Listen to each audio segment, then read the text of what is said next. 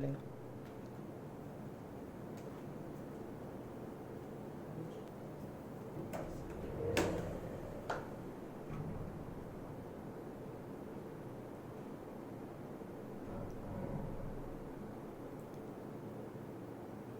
Hello, my name is Abha, and today I'm going to read to you from the Gopi Diaries by Sudha Murty.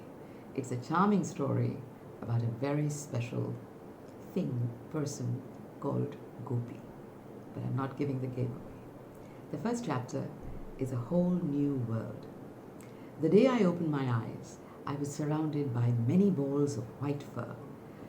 I glanced around and saw my brothers and sisters. We were all trying to drink milk from my mother. Though our sweet mother licked us with affection, she also got annoyed when all of us wanted milk from her at the same time. I knew, of course, that she loved all of us dearly, and I felt very safe with her hands around me. Slowly, all my siblings began to move about to explore our surroundings, and I learned that I had many relatives. My mother, my father, chachas, mamas, kakas, kakus, aunts, uncles, and cousins. Each of them was different. Some were big and some were small. We were on a big farm. There was so much grass around. It felt so good. I enjoyed walking, jumping, falling, and rolling in the sunshine. My mother stayed at a distance and kept a firm eye on all of us.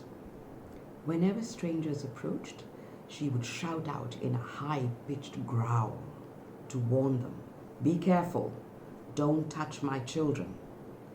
One day, my mother was away on a walk, and we found ourselves in a big room that we couldn't get out of. That didn't bother us because there was plenty of space for us to play with each other. Within minutes, there was a commotion. I pulled my brother's tail, and he pulled my ears. My sister intervened and giggled with joy. Suddenly, the door opened, and two men came in. One was young and handsome, and the other was old and gentle.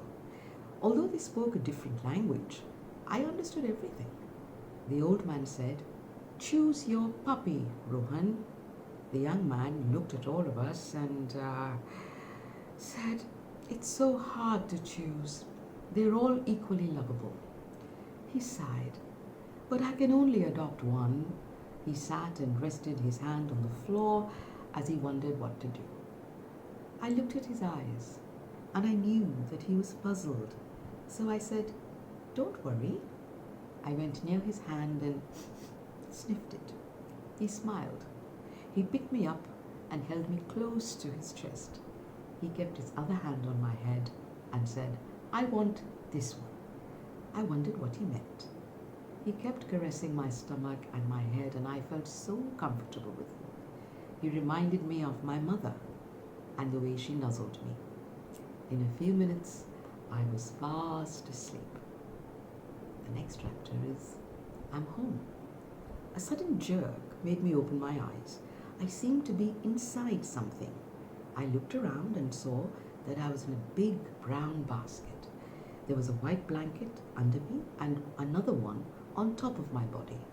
I looked for my mother, but I couldn't see her. I looked for my siblings. I couldn't spot them either. I felt like crying. Where was my mother? Scared, I turned my face to the side and saw the young man who had picked me up earlier. He caressed my head, and I relaxed. I was not in danger. I licked his wrist. Then he said to the driver, "Drive carefully. This little one is still a small pup and is away from his mother for the first time. He looks scared." Was he talking about me? I wondered. Where is my mother? I want to be with her. I felt very sad. Where is he taking me? I thought. I could not sleep anymore, even though I knew I was safe. A few minutes later, the car stopped. The young man picked up my basket and went to the front door of the house. I peeped out from the basket. My surroundings were not like a farm. It seemed to be a house with a very small garden. He rang the bell. Ding dong! Two women appeared out of nowhere. "Rohan, You're home, they exclaimed together. So that is what the young man was called, Rohan. The women were old. One was thin and the other was plump. They had a plate in their hand. Was there food in it? No, there was none. The two women rotated the plate around me over and over again. I saw a lamp on the plate too. Get the plate away from me, I said meekly. There's fire in it. But they were not bothered at all. They said, welcome, little boy. We welcome you with aarti and blessings to your new home. You are a member of our family now. What is the meaning of aarti, I wondered. Finally, they stopped and kept the plate away from me. The thin one took me out of the basket and left me on the carpet. Then the three of them sat near me. Within minutes, another thin, older gentleman came to the room, but he didn't sit down with the others. He sat on a chair at a distance. Rohan said to me, this is your grandfather, Ajja. Then he pointed to the plump lady, and this is your grandmother, Aji. He looked towards a thin woman and said, this is your grandmother's sister, Tachi Aji. In that case, you are his appa, Aji said with a smile. All of them laughed, but Ajja did not. It was easy to make friends with Aji and Tachi Aji. They held me like I was the most precious thing on earth. They hugged me so tightly that I couldn't breathe. Somehow I managed to squeeze myself out of their grip. They exclaimed, look at his gold-lined eyes. Oh, his nose, so jet black, and his golden color. He is the most handsome dog in the world, Aji declared. Ajja, however, didn't say anything about me. Come and touch him, Aji said to Ajja. But I knew that Ajja was scared of me. I could see it in his face. I laughed. How can anyone be scared of me? Come and give me a hug. Just the way the Ajis gave me, I said. But he was not convinced. He turned to the Ajis and said with hesitation, when I was a little boy, I was bitten by a dog. I had to get 14 injections in the stomach because of that. They were so painful, and I remember them to this day. That is why I'm afraid of dogs and I don't want to touch him. But I will enjoy seeing him from a distance. So what if some dog bit you? That was decades ago, I said. This is unfair. I'm not that dog, and you don't have to be scared of me. When I spoke, Aji misunderstood what I was saying, and she said, look, he is also scared of you. Pet him and reassure him. But Ajja shook his head. I also shook mine. Whenever I spoke, the two Ajis didn't know what I was saying, but I always understood when they talked. I could read their minds, but they couldn't yet understand mine. They seemed to have a name for my language. They called it bark. And now we come to the third chapter. And this is the naming ceremony. I was happily rolling on the carpet when I heard a loud ringing noise. I'd never heard such a sound before. I looked at the source of the sound and saw Aji standing there, holding something strange in her hand. The small black thing was glowing. When Aji looked at it, her face lit up. The girls are on the phone. They seem very excited. What girls was she talking about? And is that a phone? I wondered. Aji turned the phone towards me and I peered into it curiously. I saw two girls staring back at me. The girls screamed when they saw me. I wanted to close my ears. They were yelling so loudly. They said quickly, "What a cute dog!" One of them exclaimed, "Very beautiful." "What is his name?" the younger one asked. "We have not yet named him, Anushka," replied Appa. "We will discuss it and let you know." "You must call him Gopi," said the other girl. "Is it because your name is Krishna?" asked Aji. "Maybe," she said and smiled. Anushka said, "Even I like the name, Gopi. It is short and sweet." They began discussing other things about me and I got bored very quickly and turned my face away. Aji noticed it and said, He is tired and needs to rest. We will talk to you later, girls. She said goodbye and disconnected the call. I felt a little upset that Aji thought I was tired when I was not. I was in the mood to play. I tried to tell her that I was not tired, but instead she thought I was hungry. We will feed you. Don't worry. We are cooling the milk for you.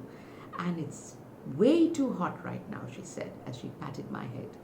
Then she turned to Tachi Aji and asked, what should we name him? Suddenly the focus shifted to what I should be named. But nobody asked me what I wanted to be called.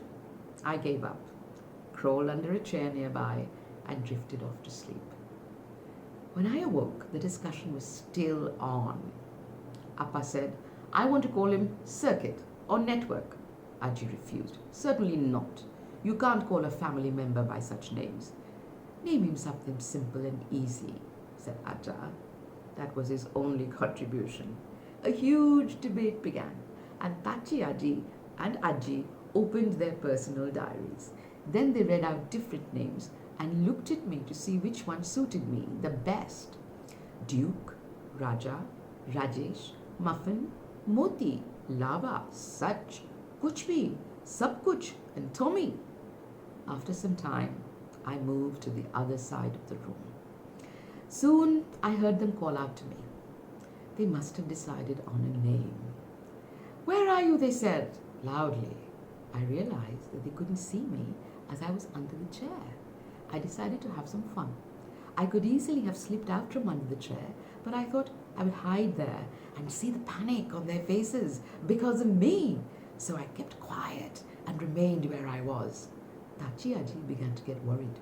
The main door is not open. Where could he go? The poor thing is now in the house. We should have kept a close eye on him. And she began to search for me. A pup is like a baby, said Aja. You have to be much more careful with him. Tachi Aji sobbed. Poor pup. He can't even talk or yell to tell us where he is. Aji, however, did not say a word. She went and checked behind the curtains. I was not there. She checked behind the door. I was not there. She went into the kitchen. I was not there. She sobbed loudly. Where is he? The bedroom doors are locked. He must be here somewhere. Appa said the best thing we can do is try to become his size. Lie down on the carpet and then search. The moment he did that, he saw my face peeking out from under the chair. I found him! I found him! He exclaimed as he quickly approached me. He picked me up gently. Aji came there, hugged me and said, we have decided to give you a very nice name. It is also Lord Krishna's name and has been chosen by your cousins. Hello, Gopi.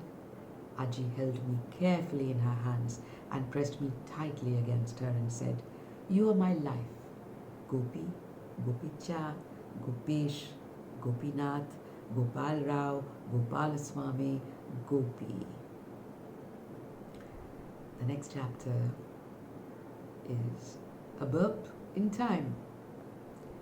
Tachi Aji doesn't talk much, but she's always busy doing something for me. Now she looked at me affectionately as I walked and jumped clumsily on the carpet and said, he has played enough for now. Let him have something to drink. That's when I realized that I was hungry. Very, very hungry. I thought of my mother's milk, and I remembered her safe arms, and her love for me. I felt sad. Tachi Aji continued, the milk is just the right temperature. I will feed him. She placed a blanket on her lap and held me like a baby on top of it. Then she covered me with a towel and brought a bottle filled with something white into my mouth. At first I didn't like it. I pushed it away in anger. My mother's milk was so tasty and easy to get to. Why should I drink this? Tachi Aji patted me on my head and said, this is good, Gopi. Try it. Try a little. If you don't like it, I will not force you. She added in a kinder voice, but you are a small baby. We can't give you anything else. I felt comfortable with her. and so I tried a small sip of milk. It was not too bad. I took a second sip, and then a third. I thought that I'd had enough, but as I drank more milk, I became thirstier, and soon I had finished the full bottle. Tachi shifted me onto her shoulder, patted me on the back, and said, "Burp, Goopy, burp." I didn't understand what she meant. "Burp, Goopy, burp." Suddenly, a big sound came out from my mouth. Burp. "Oh, he has burped," said Tachi. "Good boy, Goopy. This means that your stomach is full." Now I understand what burp means. Aji took me from Tachi's arms and said, "Let's take him outside the house for some time." But I refused. I didn't want to go. I saw a chair nearby. My teeth were itching so badly that I had to chew something. I went near the chair and began biting it. "Gopi, don't do that," warned Aji. Seeing that I was not interested in going out, they all went to a table nearby. I followed them and sat below the table as they ate their food.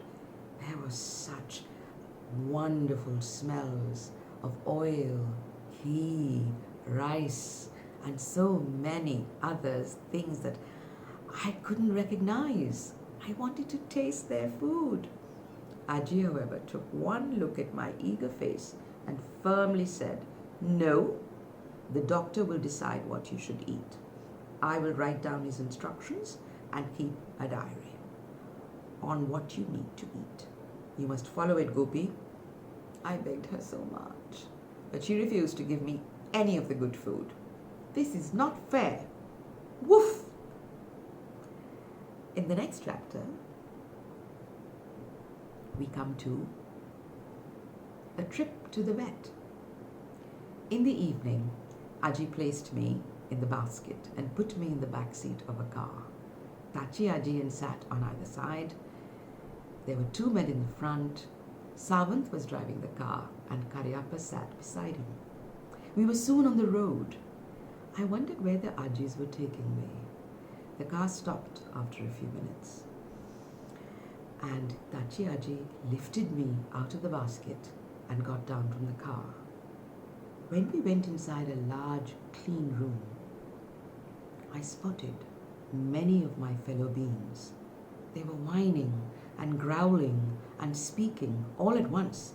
Some of them sounded like they were in pain. I felt scared and clung to Tachi. There were 4 dogs there. One looked sick and was whining loudly. Another was having a bath. He shook himself so violently that drops of water flew across the room. The 3rd dog was large and sat silently to the side. The remaining dogs in the room was tiny, and one of them whimpered softly in its owner's lap. It seemed scared, just like me. I could understand what each of them was saying. "I don't want this. Please leave me," the sick dog was pleading as they held him on a high table. The dog, having a bath, tried to speak to his owner. "I'm frightened. I hate baths. The water level is too high. Won't you take me back?" The big dog was calm and looked older and more experienced.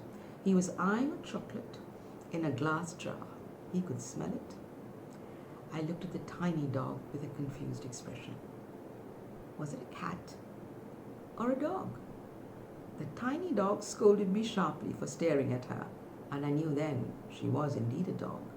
But was she small in size or a pup like me? Suddenly a person in a white coat came near us. Aji asked, "Doctor, Gopi has joined our family today. How should we take care of him?" The doctor looked at me. "Put him on the table and I will check him," he said.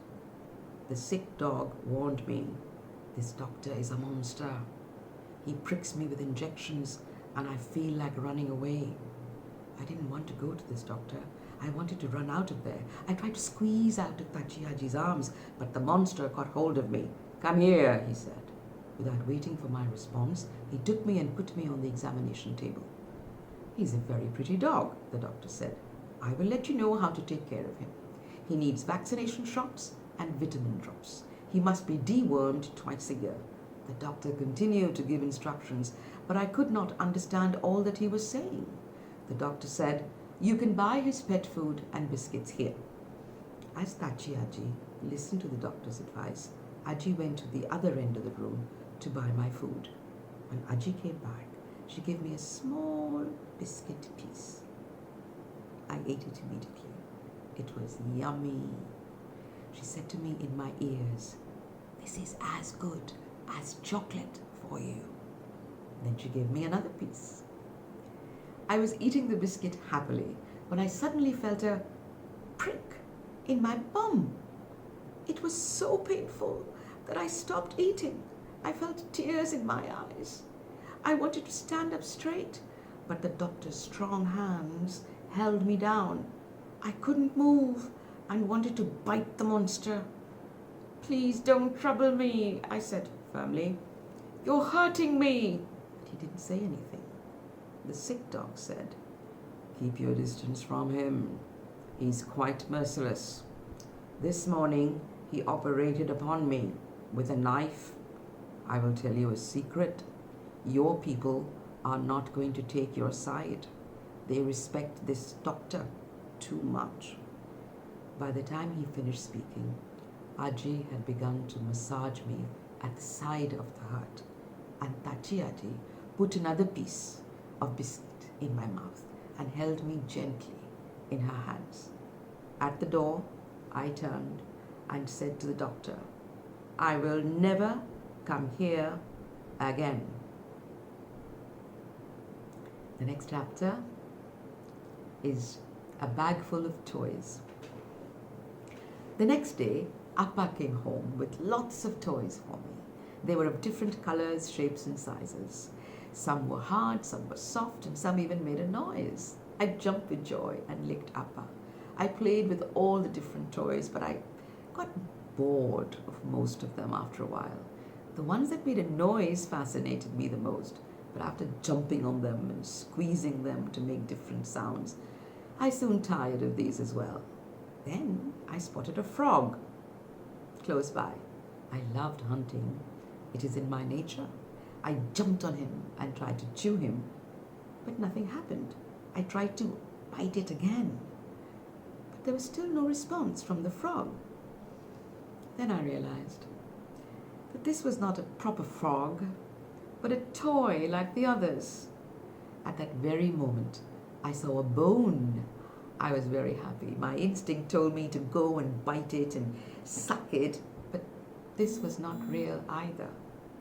That's when I knew that none of my toys were real. So I lost interest and sat down nearby, disappointed. Aji saw me and said to Appa, "I think Gopi will be very happy with the natural things, like fruit and tree branches that will have hard sticks to chew. After all, his ancestors have always lived in the forest before." Then she added with a twinkle in her eye, "He also might like chappals." At least Aji understood me. The moment she gave me her chappals, I chewed on them to my heart's content and broke them into pieces. Then she gave me a stick. Chewing it soothed my itchy teeth. Then I got bored and went back to Appa's toys. They were shining brightly in the sunshine. Appa brought a big ball and threw it a short distance away. I chased after it and brought it back. Soon Aji came to the garden and sat down on a chair to read a book. She tried to make me play with my toys so she could continue to read, but I didn't like that. I wanted to play with her. I saw her dupatta hanging near the bottom of the chair. I sniffed it. How nice it felt. So I left all the toys that I had and began pulling her dupatta. When she took it away, I went to the backyard nearby and saw the clothes that had been hung out to dry. I had found treasure. I yelled and screamed as I caught the clothes while they were swaying in the wind. The swinging excited me, and I began pulling the clothes down one by one. Aji came after me. and saw the clothes spread out on the grass. She looked at me and said, "What have you done, Gopi?" "I played with the toys of my choice," I replied. She smiled, patted my head, and said, "Gopi, you are such a naughty kid." And in this chapter, Gopi meets the girls. One day, I opened my eyes and saw Aji looking at me. Was she real? I had just seen her in my dream. I often dream at night and then wake up late in the morning. Aji smiled. "Get up, Gopi. Get up. It's morning. You are going to have a few special guests today." Then she introduced me to a beautiful young lady. "This is Shruti, your Didi. She has a lot of experience in handling people like you and has come today specially to see you." I looked at her. My way of knowing anyone is through their eyes and their smell. I saw her eyes. They were full of affection. I sniffed the air around her. I smelt biscuits, and I instantly knew that she was a caring person. Immediately, she grabbed me and hugged me. "Oh, Gopi, you are such a cutie," she said. After allowing her to peck me a little, I shoved my nose in her pockets. I could sense that there were biscuits in there, and I was right. But with a stern voice, Shruti said, "Not now, Gopi. Maybe after breakfast." Though I liked her a lot, I could see that she would be strict with me. She seemed like a loving school teacher. She would give me love, but if I made a mistake, I knew that she would set me right. I wagged my tail and looked at her and then turned to Aji. Her eyes were filled with love. Poor Aji. She doesn't know how to discipline me. That's why I take advantage of her. But that won't be the case with Didi. Just then I saw two more girls coming through the gate. They must have been around 7 or 8 years old. The moment they saw me, they screamed, ran to me, hugged me till I couldn't breathe. "Give him some space, girls. He's very little," said Aji. They stepped back, and I saw that they had each carried a small dog in their hands. Were those real dogs? Can I play with them? But when I went close and smelt them, I found they were toy dogs. Then one of the girls said, "I'm Krishna, and this is my sister, Anushka. These are our puppies. Mine is named Dolly, and the other one is Molly." I laughed and laughed. I could chew both the toy dogs in under a minute. But the girls seemed so fond of me that I decided to leave their puppies alone. "Look at his eyes. Oh, his ears are so pretty." I wagged my tail so fast they could hardly see it. "Look at his tail. It's almost like a hand fan." I stood up so that they could see me closely and admire me some more. "What a beauty he is, Aji. Look at his front legs, so majestic and sturdy. He's like a lion cub." "These are not my front legs, girls," I said. "These are my hands. Of course they are sturdy and majestic. I am the king of the jungle, and this is my castle." I saw Savant coming towards me, and I knew that it was time for my walk. He's very devoted to me. He is maintaining a log of what I eat, when I eat it, when I go to pee and poop, and he reports all this to Aji every day. Karyappa gives me company in the night and brushes my hair. I like both of them a lot, but right now, I don't want to go for a walk. The girls are around and I want to play with them. Savan brought the leash and dropped it on the ground, but I pretended to be sleepy. This way, he couldn't drag me out for a walk. The two girls began massaging my stomach and said, "Be gentle, Savant. He seems sleepy." I felt relaxed. I gave Savant a dirty look. "How will you take me for a walk now?" Didi turned to Savant and said, "Let him have fun with the girls. You can take him out later for a walk." I thanked Didi by wagging my tail. She laughed and gave me a biscuit. I wanted 2 more, but she refused and closed the box quickly. In this next chapter, Gopi learns about sharing is caring. Aji has a garden in her house, but I don't enjoy being alone there. It feels very large with big trees, green bushes, little animals and birds. I'm afraid that I won't be able to find Aji easily if I wander too far from her. I like to go to the garden only when she is with me. Yesterday, Aja came home with a friend. Aja's friend had brought along a stranger with him. We were both tied to either side of the main gate so that we did not get into trouble. Soon, Aja and his friend went inside the house. I looked at the stranger through the gate. She looked older than me. Since we were both getting bored, we began speaking with each other. I said, "I'm Gopi. It's nice to meet you. I must tell you that I don't like to be by myself. I like people. That's why I'd rather stay with company than run around alone in the garden." "I am Ruby," she said. "I am the opposite of you. I love being alone, and I love going to the garden and sitting by myself." I found that strange. Why would anyone want to be alone? Ruby read my thoughts. She said, "Don't worry. Everybody has their own personality, and we should be happy with whatever we have." We started talking, and we must have become quite loud because Sawant came and said, "Quiet, Gopi. How much are you barking today?" "When you talk, I also feel the same way," I responded. Aja's friend came back shortly and took Ruby away with him. I was not too sad to see Ruby leave, as I had Krishna and Anushka to play with. They had come to stay with Aji and me for a few days. I love going with them to the garden. Aji comes and sits on the bench and enjoys seeing us play. Today she picked up a ball and called out to me, "Gopicha, bring the ball." And then she threw it. I ran behind the ball, but on the way I saw a flower. It was beautiful and orange.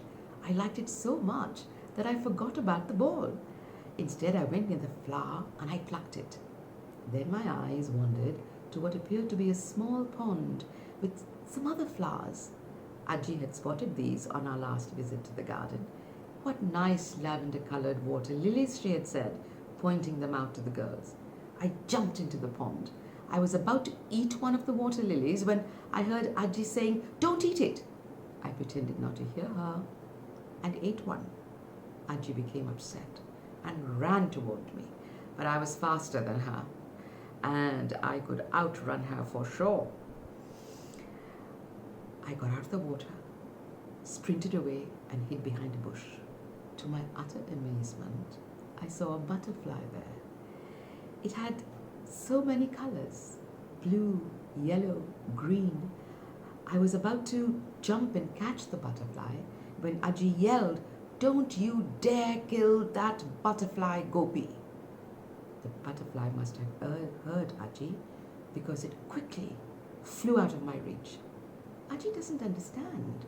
Catching insects comes naturally to me. Aji reached me and reprimanded me gently. "Gopi, I feed you whatever you want. Your tummy is full. Why do you want to catch these little creatures?"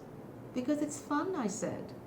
But she just shook her head and said, "You'd better play with the girls. That should keep you busy for some time." Just then, Krishna and Anushka came running to us. I wanted to show them what I could do, so I began running in the other direction. They could not catch up with me, and I was soon at the other end of the garden. And there I saw a nice wet puddle with a lot of mud. It seemed it would be a lot of fun to be in it, so I jumped in happily. The girls finally reached me, but they did not join me. They stood outside and said, "You'll get all dirty now, Gopi." "But I don't mind being dirty," I replied. "I don't wear clothes like you that I need to change. My beauty is in my golden hair, my large eyes, my majestic legs, my shining fur, and my strong tail." They had an odd expression on their faces as I said this, and I realized that they really hadn't understood me. Suddenly, I looked to my right, and what do I see? Walking proudly by, the neighbor's cat. I was very upset. Why had she entered my garden? I got out of the puddle and chased her away. I laughed and laughed when I saw her running away. A movement in the grass caught my attention next. How dare you come into my house? I yelled at the squirrel.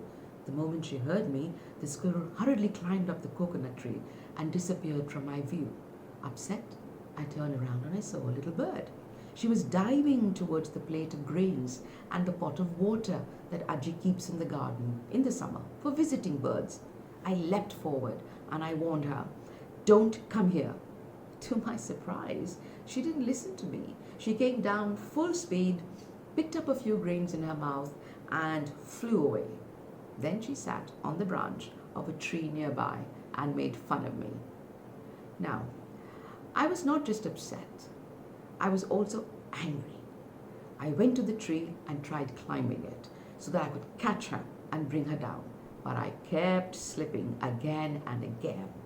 After falling down many times, I gave up.